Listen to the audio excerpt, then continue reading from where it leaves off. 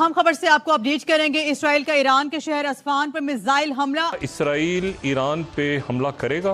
अमरीकी मीडिया के मुताबिक इराक के जनूब और मगरब में भी लड़ाका तैयारों की परवाजें देखी गईं। बराह रास्त उनके एटमी जो असासे हैं और तनसीबात हैं उनको निशाना बनाएगा। मजीद ये भी अमरीकी मीडिया के मुताबिक बताया जा रहा है कि ईरान के मुतादिद एयरपोर्ट्स को बंद कर दिया गया है। और तमाम दुनिया उसके बाद फिर किस रुख पे जाएगी? क्या ये जंग फैलेगी? यूक्रेन हमारे सामने स्टेलमेट पे है। आई एम सॉरी टू से, लेकिन मुझे बड़ा एक मजाक किस्म का वो सारा कुछ लगा जो ईरान ने किया। फिर सेविंग करनी थी तो किसी और तरीके से करते। इसराइल इससे पहले 1981 में ईरान के न्यूक्लियर प्रोजेक्ट को निशाना बना चुका है। ना तो आप इसराइल के ऊपर प्रेशर डाल सकते हैं, ना आप उनको अमेरिका के जरिए, ना यूनाइटेड नेशन के जरिए उनको रोक सकते हैं और फिर लोगों को बताते कि जी हम तो उनके ऊपर हमला करके और हमने तो ये कर दिया, वो कर दिया। घंटों के अंदर हमला होगा। बार बार ये वाली वार्निंग्स आ रही हैं। कंट्रीज ने अपने सिटीजन जो हैं उनको ये कह दिया है कि वो अपना ट्रैवल रोक दें। दुनिया की जो फ्लाइट्स हैं वो कह रहे हैं कि डाइवर्ट हो रही हैं, अब उस तरफ नहीं जा रही, मिडल ईस्ट की तरफ। ये वही बात है कि जो आपको कहते हैं कि जाओ तुम जिहाद कर लो, लड़ लो, मर लो, और लेकिन उनके बच्चे अमेरिका स्विट्जरलैंड में पड़ रहे होते हैं। ये वही बात जी जी कि हमारे घर में आंच ना आए और हम पूरे अरब को जला के राख कर देंगे। तो डॉक्टर साहब, क्या ये जो अब एक सिनेरियो बन चुका है, इसके अंदर एक बड़ी जंग शुरू होने लगी है? हेलो फ्रेंड्स, जय हिंद। हिंदुस्तान स्पेशल में आपका स्वागत है। दोस्तों, युद्ध की आशंकाओं के बीच बड़ी खबर निकलकर सामने आ रही है कि इसराइल ने ईरान पर हमला कर दिया है। इसके चलते ईरान के इस्फहान शहर के एयरपोर्ट पर जबरदस्त धमाका सुना गया। हालांकि इसकी वजह अब तक साफ नहीं हो सकी। खास बात यह है कि इस्फहान में कई न्यूक्लियर साइट मौजूद हैं। कुछ दिन पहले ही ईरान ने भी इसराइल के खिलाफ कार्रवाई की थी।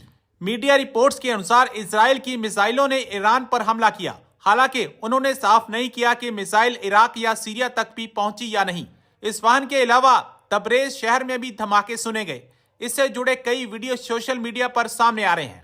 13 अप्रैल को ही ईरान ने पहली बार इसराइल के खिलाफ सीधा हमला बोला था। उस दौरान तेहरान ने इसराइल पर 300 से ज्यादा मिसाइलें और ड्रोन दाग दिए थे। खास बात यह है कि इसके बाद कई देश युद्ध की स्थिति से बचने के लिए दोनों देशों को समझाने की कोशिश करते नजर आए।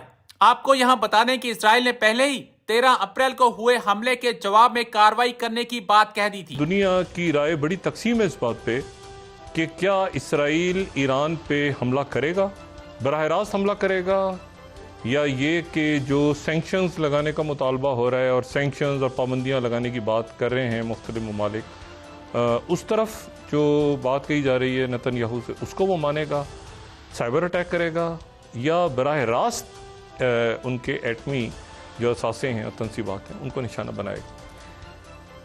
और तमाम दुनिया उसके बाद फिर किस रुख पे जाएगी? क्या ये जंग फैलेगी? यूक्रेन हमारे सामने स्टेलमेट पे है, ये साउथ चाइना सी, बाकी जंगें बहुत सारी। और उसमें जो मैं अक्सर बात कहता हूँ कि अगली जियो पॉलिटिक्स दुनिया की वो गज़ा से मर्ज होगी, यूक्रेन से मर्ज होगी।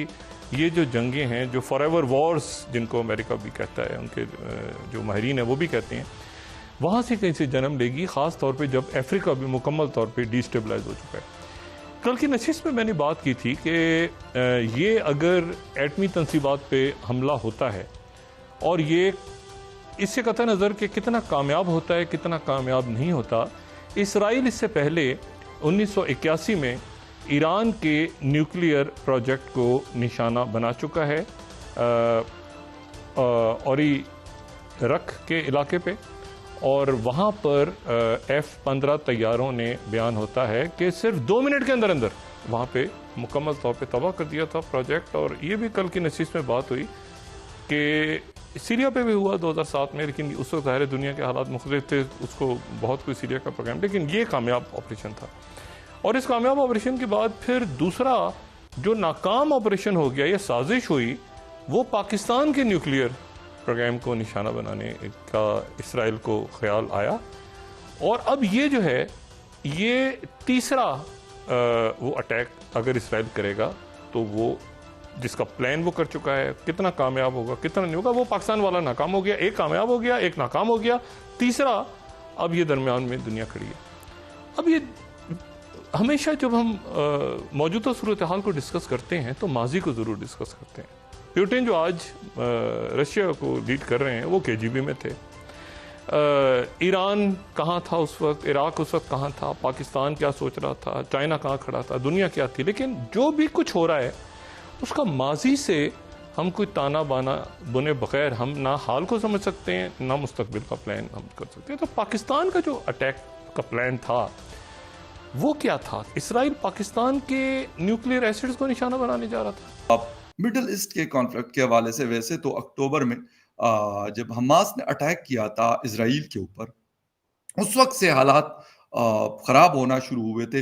लेकिन वो उन लोगों के दरमियान यानी हमास वर्सेस इसराइल जंग थी या जो कुछ भी उसके बाद हमें देखने को मिला।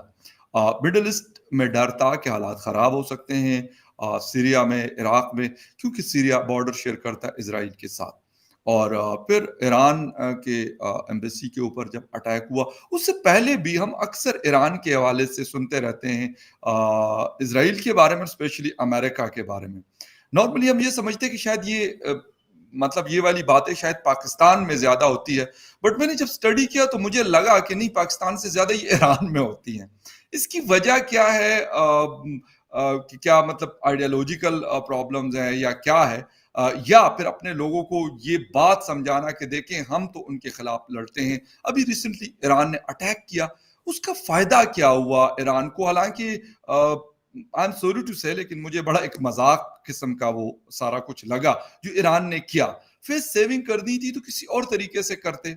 ना तो आप इसराइल के ऊपर प्रेशर डाल सकते हैं, ना आप उनको अमेरिका के जरिए, ना यूनाइटेड नेशन के जरिए उनको रोक सकते हैं, और फिर लोगों को बताते कि जी हम तो उनके ऊपर हमला करके और हमने तो ये कर दिया वो कर दिया। हालांकि हमारे पाकिस्तान के ऊपर, जिसकी मुझे खुशी हो रही है, एक मजाक चल रहा है उन अटैक्स का। कल पूरा दिन मैंने ये चीज देखी, मुख्तलिफ ट्विटर हैंडल्स पे लोगों ने अपने व्हाट्सएप स्टेटस पे लगाया कि वहां के जो प्रेसिडेंट है वो जा रहे हैं मिसाइल के ऊपर बैठे और कहते हैं कि मिसाइल्स ने रास्ते में जाते हुए 2-3 जगहों पे चाय भी पी है, 2-3 कंट्रीज में स्टे करके। मतलब ये वैसे नहीं है, क्योंकि आजकल टेक्नोलॉजी का दौर है, हर किसी को पता है। मैं मतलब डिफेंस का आदमी नहीं हूं, लेकिन मुझे भी पता है कि भाई कौन सा मिसाइल कहां तक जाएगा, कितनी देर में जाएगा, कौन सा जल्दी पहुंचेगा, कौन सा देर से पहुंचेगा, कौन सा ड्रोन जल्दी पहुंच सकता है, कौन सा देर से। खैर एनीवे, इन हवालों से बात करेंगे। लेकिन मिडिल ईस्ट के हालात इसकी वजह से खराब हुए हैं, ऑयल प्राइसेस इंक्रीज हुई है।